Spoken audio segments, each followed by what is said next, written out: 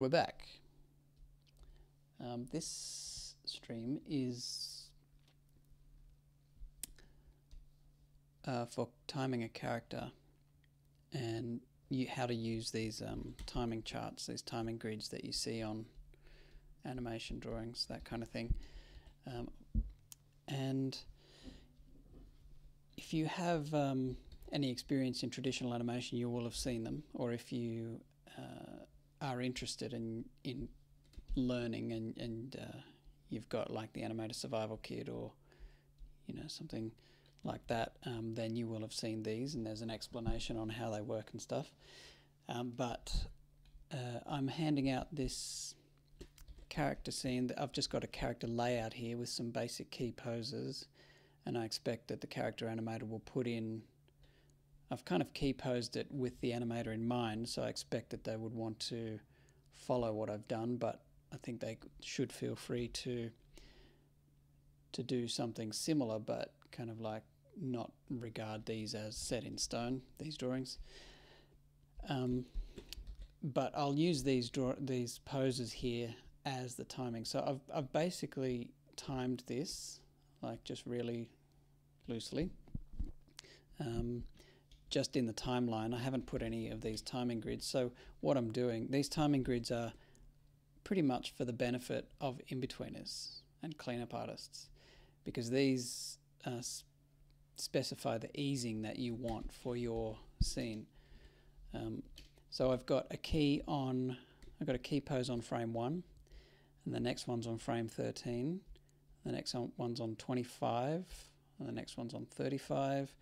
Then 40, I'll put it on 45 instead of 46 because I like to stick to odd numbers. And the next one's on 63. So if I play that back, like I just timed that out, kind of like just using my best judgment as to what would look good as I played it back.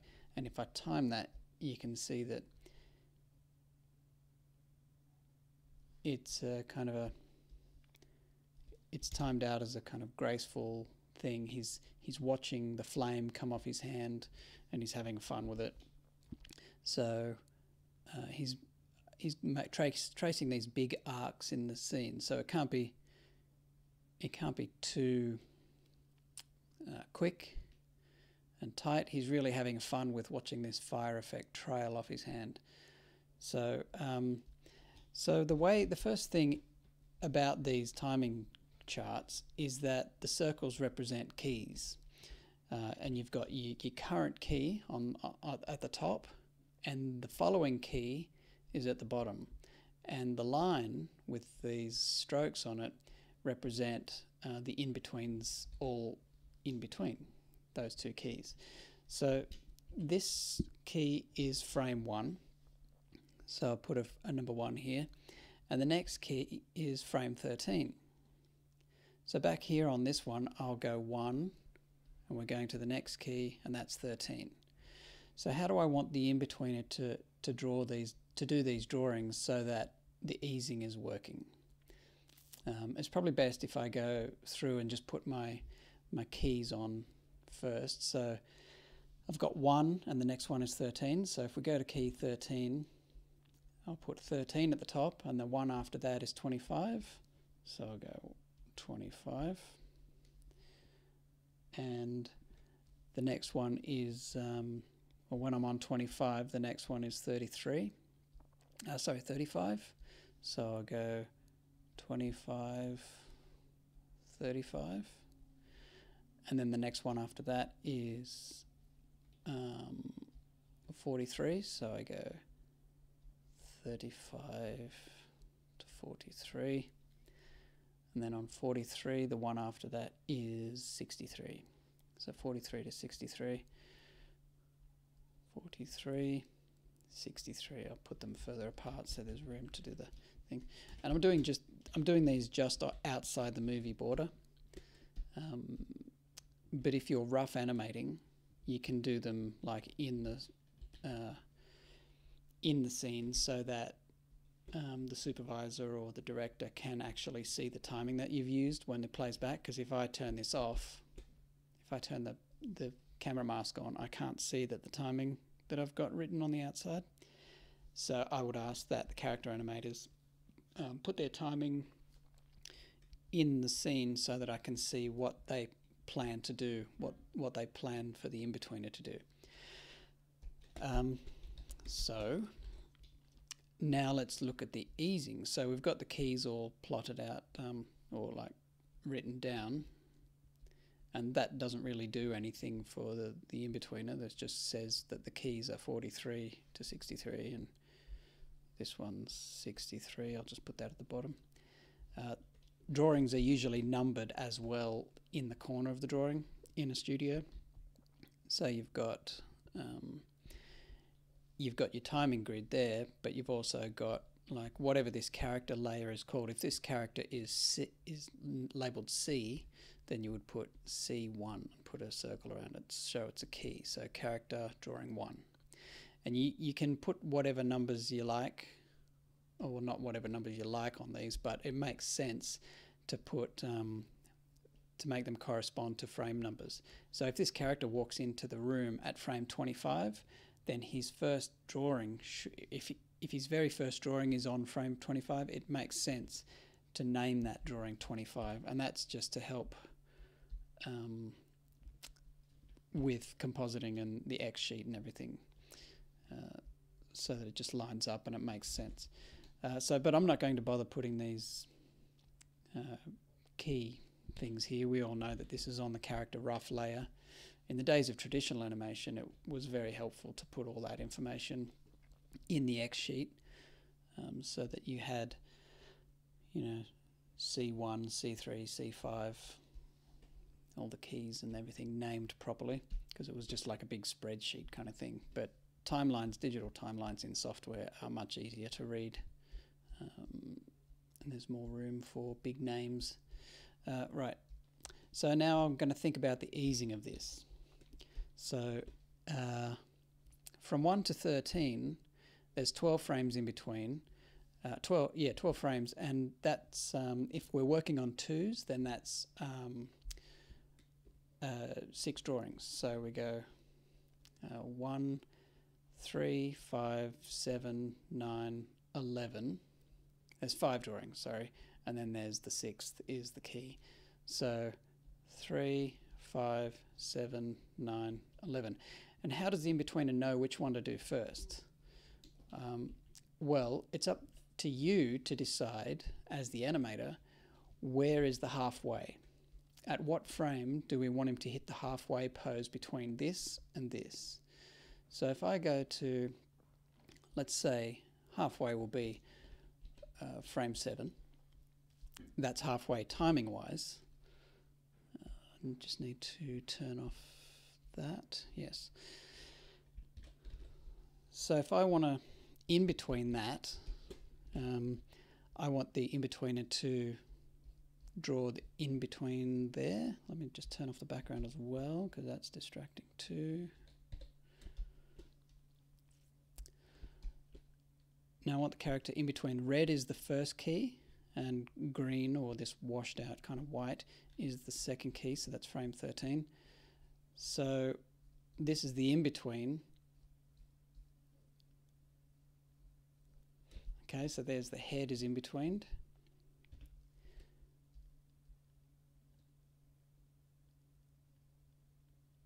That's kind of working. And then we have the arm is in between. And if you were to give this to an in-betweener and expect them to in-between this arm, some in-betweeners need more guidance than others, especially the inexperienced in-betweeners need to be told that, the arm doesn't just in-between there and there. Otherwise, they would just draw this like hand here like that.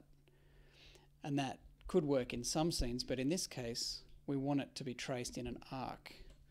So we want the hand to sweep around like that. So we want the hand here.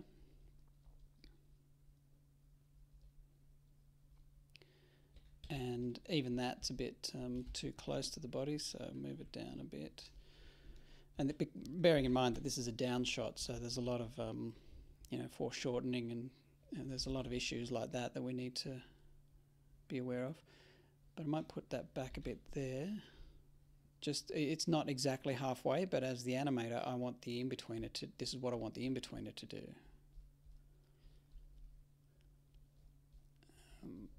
So that I've got to give the in-betweener this guidance in the form of a drawing, which we normally call roughs or breakdowns.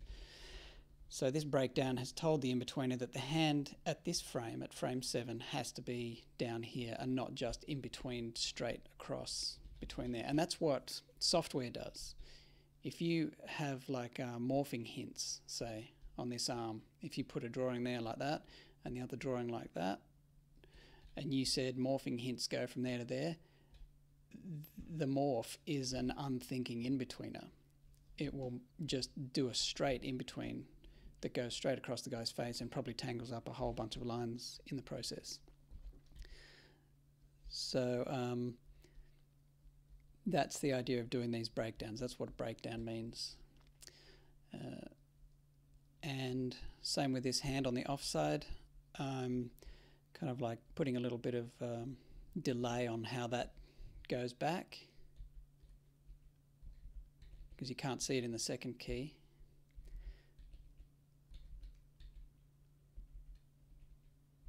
Okay. Now the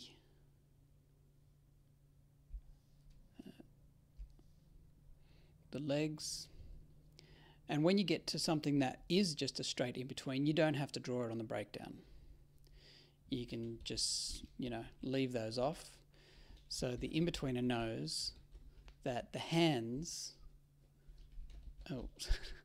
the hands are really the only thing that needs special attention. Okay. You can do that, Dave. Dave's asked if you've got overlap, do you need 2 charts? So if you've got the hat doing something different timing than the hands, then yes, you can do that, and you can have a little thing up here that's got them different. But you should, I mean, you could put them on different keyframes, but really if you've got that much overlap, it's probably no trouble to do a breakdown for each of the frames. I mean, if you've got a really specific thing in mind, like say a tail on a cat, the cat will be walking with certain timing, but the tail can be doing something independently, and so you can put a different timing grid for that tail only. But you might specify, you might say to the in-betweener, do the cat body first, and then follow the keys that the timing grids and everything that I've set for the tail, so that you know where the tail joins the body after it's been finished. And it's the same with things like hats and whatever overlaps, like cloaks or robes or whatever. You can certainly have different timing for different elements. But to keep things fairly neat and straightforward for an in-between, especially in a studio environment, I think you'd be considerate to provide breakdowns for all of those, or for as much as possible. If you're like a bit of a precious drama animator, you might demand that your in-betweener has the skills to do it themselves, using the grids that you've so lovingly crafted. But I would suggest that it's a bit more considerate to actually provide some drawings, and you just take the time to help the in-betweener rather than fight them or expect them too much of them, because especially in a studio environment, not all of them are like they're all different. So you need to work with your in-betweeners and clean up people. So now I've done a drawing for frame 7. This is a breakdown, and I'm not going to bother putting the legs on it because that's just a straight in between. I put a little bit of drag on the hat. It's probably a little bit too, and it's probably not a fast enough movement to put drag on the hat, so I might just take that off and do something a bit less draggy. So I'll include this in the rough or in the breakdown, so that the in-betweener doesn't drag the hat too much themselves. And then for this, I'm now going to call this, this is number 7, so I'm going to just put a 7 here or a 7 here. And you can either put, as the animator, I'm writing 7 here, but I can either put a R for rough or breakdown or whatever you want to put, and just to indicate that this is the drawing you should use for your rough. Now back on this keyframe, I've got the halfway, my halfway key, my halfway drawing is 7. So I can put a long drawing here and put 7, and I'll put the R there to indicate that it's a rough. Other studios put like an X to indicate that this is a breakdown. Some animators, and some animators put a circle just to indicate that this is a breakdown, and others just underline that. And if you want the in-betweener to turn this drawing into a key, to turn frame 7 into a key, then you would instead put 7 like that and circle it here and write something like key, and that way they can then use these two drawings as keys. So there are a number of reasons that you'd want to do that, but for this example we'll just go rough 7, and that's a rough. So we used to say rough, but other studios say breakdown. So that longer line is key to, or is instrumental, just to avoid the mixing up the terminology. The longer line is, that decides what in-between to do first. So the in-betweener looks at this grid here and says, I have to do number 7 first. And so they go to frame 7, they turn on the onion skin, and they start doing the in-between, and they use your breakdown rough as a guide. And anything you haven't drawn, they will just in-between directly, like these legs will go direct in between, like so.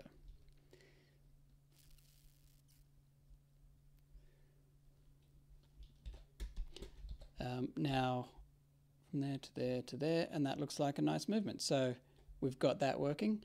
And so as far as easing between these, I'm thinking I'd want to ease out of this pose and ease into this one. Where have I put those drawings on? Hang on, bear with me. All right, I've accidentally drawn that on the wrong layer, but anyway. Yeah, so what was I saying? Yeah, we've got that working. How do I work on the easing, right? So we've got between 1 and 7, as the in-between is going to need to know which drawing to do first. Should he do drawing 3, or should he or she do drawing 5? So assuming this is on 2s. And so if I want to ease out of this pose into that pose, I want, and by easing out and in, I mean I want to go from here and then have this one a little bit closer and this one a little bit like halfway. So I want to do these two drawings if I want it to follow that kind of movement. Then in that case, we've got 7 is there, 1 is there.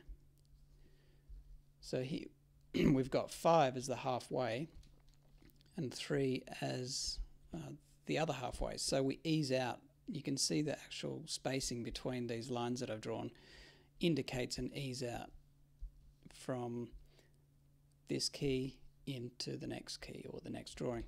So with that in mind, I want to tell the in-betweener that the next drawing they should do is 5. So the next longest line will be there and it'll be 5. So between 1 and 7, between the drawings 1 and 7, your next drawing should be 5. And so they will do a halfway between 1 and 5, and if 1 and 7. So if you wanted to do another breakdown rough for that, you can, you know, do the arm here, put a bit of a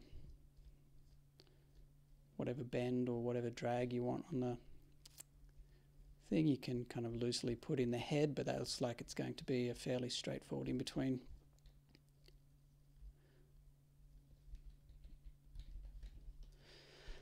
Just going to get rid of that there because that's a distracting line. That's supposed to be his hat line.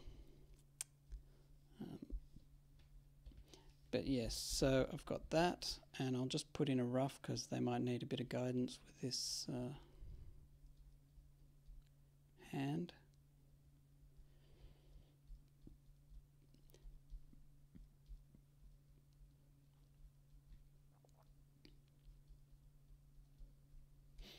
All right. And be careful what you rough in. If you think, you are just doing some loose kind of scribbles, you don't want, you got to be careful that the in-between doesn't take that as what you want. So ideally the animator and the in-betweener and the cleanup artist should talk about the scene together before one of them starts. So before the in-betweener starts, they should talk to the animator about the scene and what special instructions. So if the animator says, oh, these don't follow what I've done with the feet there, that I just scribbled them, I shouldn't have done them, kind of thing. So it happens all the time. But yeah, now I've got my second in-between and my second breakdown, and I've done a background for that, so a breakdown for that. So I put a little R there so that they know there's a drawing to help them, and I'll just put that there so that they know it's the key breakdown or the main breakdown. And then how do I in between 1 and 5? Well, that's easy. That's just a short stroke, and that's frame 3. So I'll do that. And now I can in between that, and I don't know if I really need to put in a breakdown for that because this is fairly straightforward in between. So I will just say on this, I won't bother putting an R there. I'll just leave it without the breakdown rough. So that's the first half of this timing grid taken care of. Now between 7 and 13, how do we want to ease this? So from here to here, well, it should be fairly even, I suppose, because we've eased out of this first movement, come into there, but then what happens? He comes up over his head and then rolls it around and down and up. So play the scene back a couple of times to kind of visualize what you want. So yes, I think this needs to be fairly even, and this can cause difficulty for some in-betweeners. They may find it hard to get their head around doing what we call thirds. And thirds are even timing between 6 frames. So we've got on frame 7, we've got a drawing, and then on frame 13, we've got a drawing, and there will be 2 in-betweens. So the way to make even timing between two key drawings is to have 2 strokes the same length. And in this case, it doesn't matter which one you do first, but it matters that you do this on thirds. So 9 and 11, they're of the same length. So here we've got frame 7, we're going to do drawing 9, and between this hand and this hand, we have to find a third of the way. So we have to split this into thirds. We can't just do a halfway, which is always easy. It's always easier than doing thirds.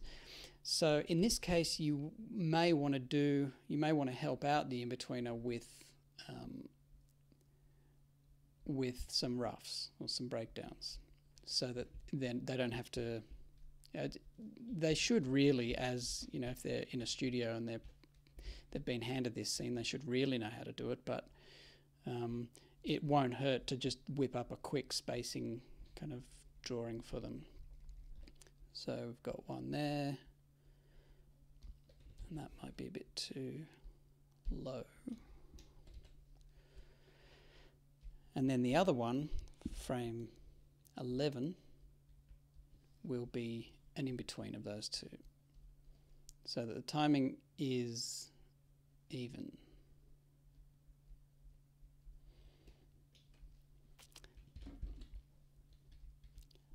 And there you can see that, get rid of that, you can see that we have an even timing between these keys. We've got a drawing there and a drawing there, and then between them we've got thirds, so and that's what this means. They're the same length, so it doesn't matter which one you do first, but do one of them that's a third of the way. And you normally do something like this and just go thirds, just so that it indicates that, you know, because when you're drawing timing grids, sometimes the length, a few of them can look the same, you know, especially if you're in a rush and you go like this kind of thing, and they're saying, hang on, which one's the in-between? It's always really good to carefully label everything so that there's no misunderstandings and violence. So now if I play that,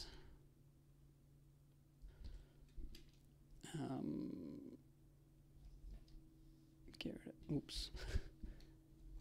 rid of those, that and that, and I'll put in the careful labeling. So 7, oh, that's 7. Idiot. The other one is here.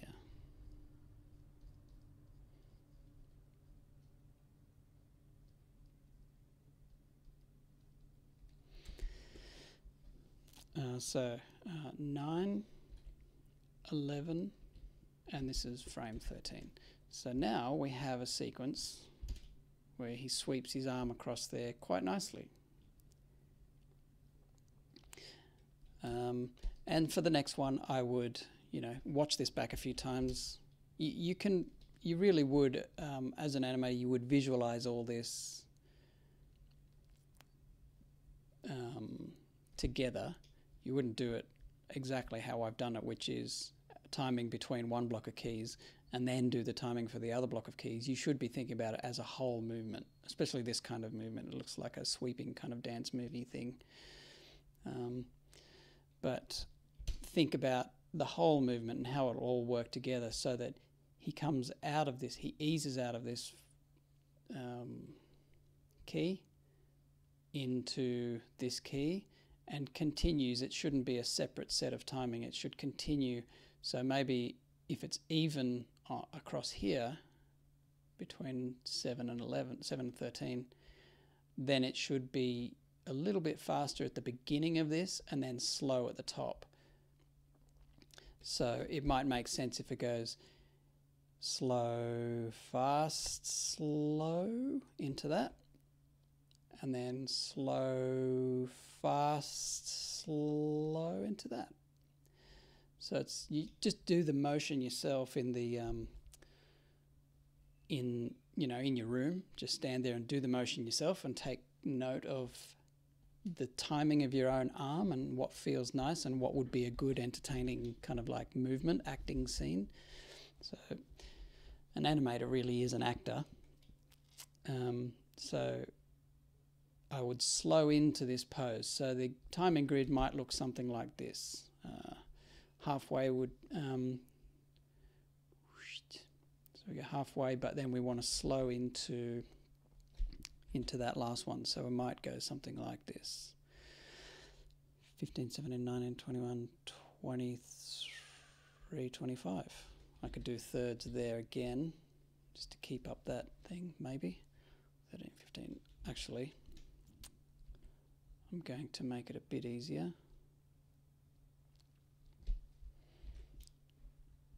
That would be the grid, I think. So 15, 17.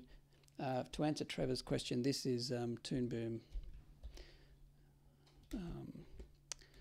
17, 19, 21, 23, 15, 17, 21, 23. Too many.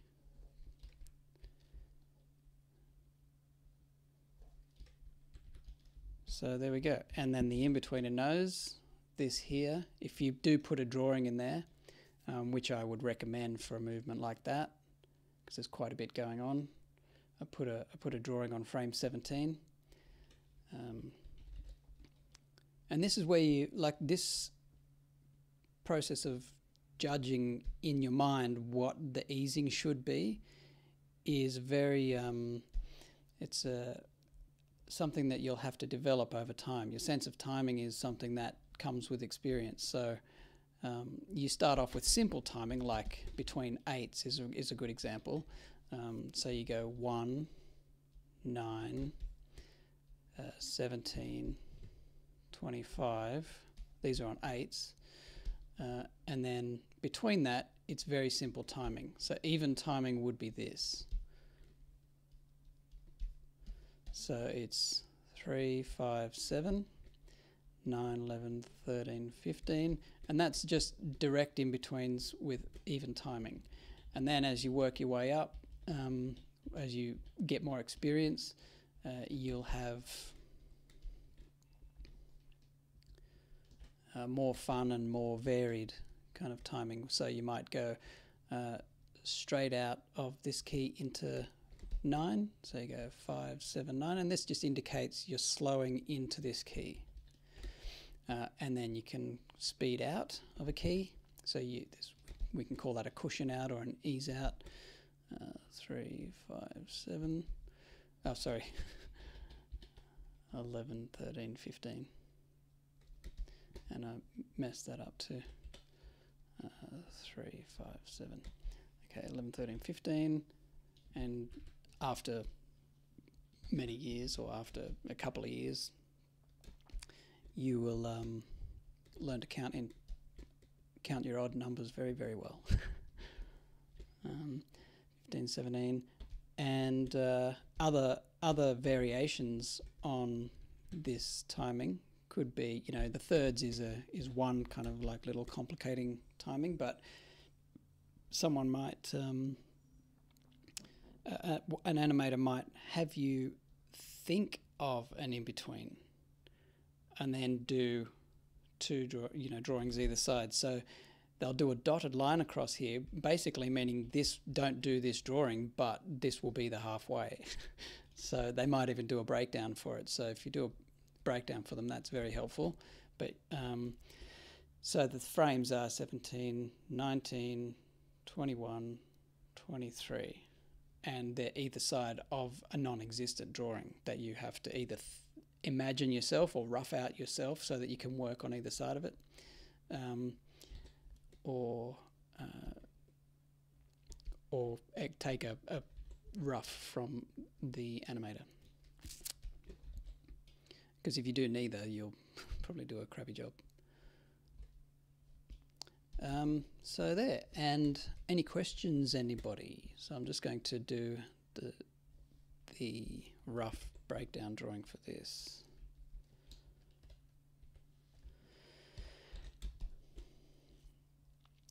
So frame 17 is here, so I'll do my in-between breakdown for the in-betweener. I can't talk today.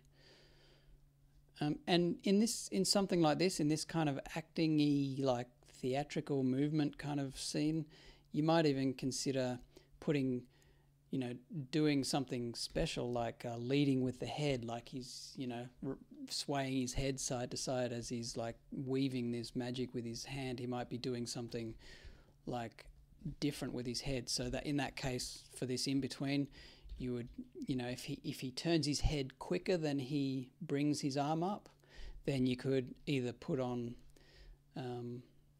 this rough breakdown, or you could put on a separate grid for his head and say to the in-betweener, after you've finished everything else, then go back and just tweak this head so that it follows this timing.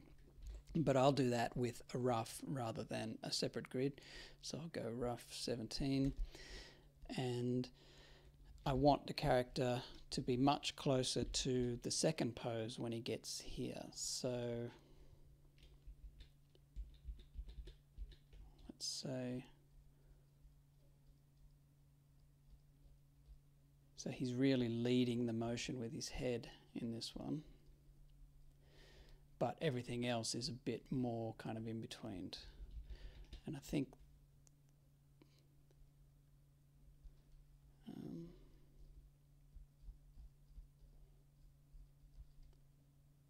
so he should lean forward first, I think. Put his weight onto that leg. So he's got that leg coming down a bit. So that's where a rough drawing really helps.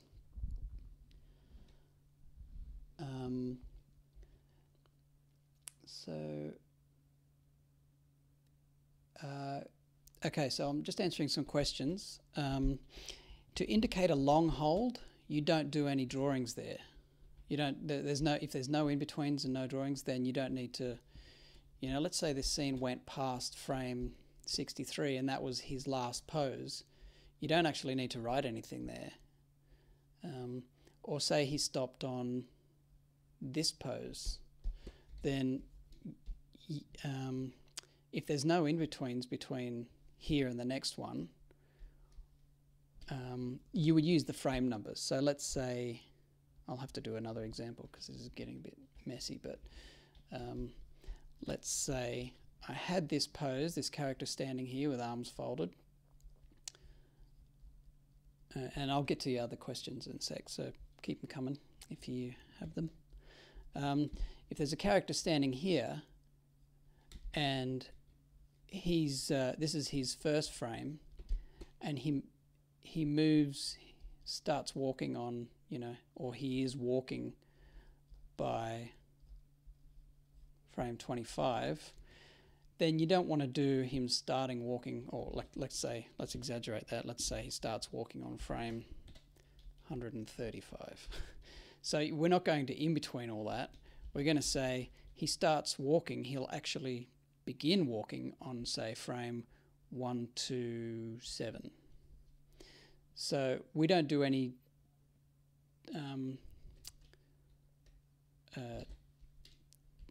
in-betweens between 1 and 27, but we might say, okay, 27 is when he starts walking, but halfway between 1 and 35, I'll just move that away, halfway between 1 and 35, a halfway drawing might be, where he's on his way, he's about to start walking, he's leaning into it. If that's the halfway, then we would put it up here on, say, 131. And so 129, 127. I'm just thinking about the timing here. 133. So you would do it like this. You would have your timing grid, but the frame numbers would be different. So it would be the exact same movement. You don't have to think about it in any other way. He's still going from this pose into this pose, but the frame numbers at which it happens is different. So a long hold would be automatic. It'd be between frame 1 and frame 127, but the halfway drawing might be 131, and then you ease from 127, 129, 131, and then a halfway for 133, and that could be the easing, like the starting to walk. And on the X sheet or on your timeline, you don't have to indicate it on the timeline, but in the traditional animation on the X sheet, you would do C1, and then you would hold that for 130 frames, and then right down the X sheet at frame 127, you can plot your in-between. So it would be 127, C129, C131, C133, C135, and circle that because it's your key. And a long hold on an X sheet is indicated just with one long line like that. So C1 is held all the way down to frame 127. Does that make sense? And I'll go on to the other. So the next question was long charts. Are you talking about long in-betweens?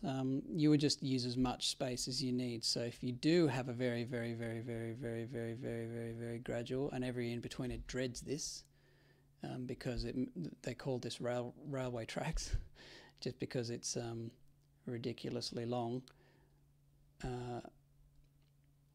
It means that you've got to do a ton of drawings and they're all very, very close together usually. So in, Disney animation, you might have a very, very, very gradual ease out for a really slow, graceful movement. And this could be on singles too. It might not be on doubles. By that I mean, instead of 1, 3, 5, 7, 9 going by 2 frames, this could be 2, 3, 4, 5, and that can happen anywhere. It's not just in feature quality animation. If you need, this is where automatic interpolation from software really comes in handy, is because it does all these slow in-betweens for you. And if you've got all that work to do for an in-betweener, but you can make it easier with software, then why not? And then you just work on your easing graphs to take care of whatever easing you want here. So yes, that's the answer for long charts. So the next question was when to use straight ahead versus pose to pose. Well, it's up to you, but personally, I think pose to pose is going from one pose to the next, and you would use that wherever it makes sense. But straight ahead, if I felt more comfortable actually animating him frame by frame stepping into this pose, then I would do it straight ahead. Special effects is a good example of where straight ahead is often more practical. So if you've got a splash, you draw your initial impact drawing. Oh God, oh goodness. You draw your initial impact drawing, and then the second drawing, you need to develop it into a splash a bit more, and then you do the next drawing where things are breaking up and you've got more holes and this isn't, if you were to do that in pose to pose, which would be a bit of a nightmare for an in-betweener, is to say okay, there's the first drawing and here's the second drawing. Okay, in between that, okay, go. Thank you, see you at lunch. Yeah, so you wouldn't use pose to pose in this case, but you would use pose to pose for predictable actions like dancing or walking or acting, those kinds of things where that the character stand here with the hand on the hip. If he's going to point or scratch his head, we know that the first pose is like this, and the second pose is like this. And so we can use those two poses and set up in-betweens. So the hand comes up here, does all this. Now, the next question. What are your favourite animation book? Well, everyone should have Animator Survival Kit, but I did all my animation training on the job, so I was a bit late in actually getting books. I didn't study it at college, or I didn't, learn traditional animation on my own at home. I learned it all at work, so I was quite lucky in that respect. But I do have, for reference when helping people out, or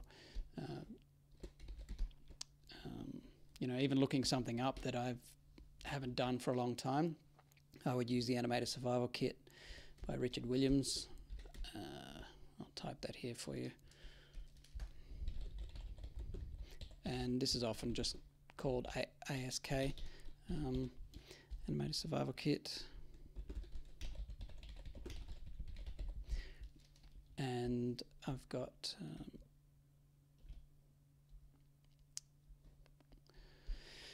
the other one is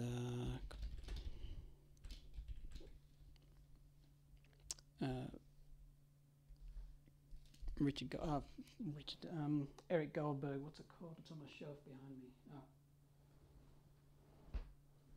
Character Animation Crash Course.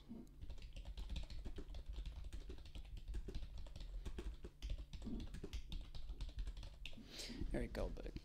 And that's another very good one for really good traditional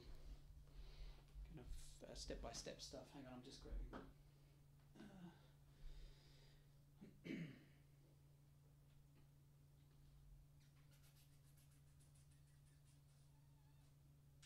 yeah, well, those are the two I would recommend. They're the only two big essential ones that I've got on my shelf, but I'm sure other animation students and animators could tell you some of the other ones. But yes, both of these are very good. And another really, really good resource is Edward Muybridge, Animals in Motion. And that's not an animation book, it's just a frame-by-frame reference for all sorts of creatures. So I'll put that here.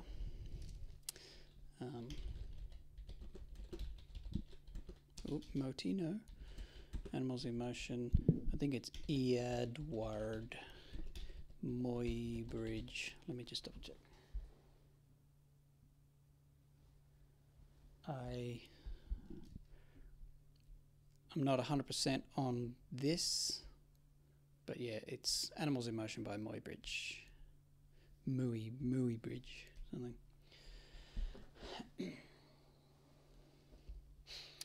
All right. So, are there any further questions about the timing charts, timing grids?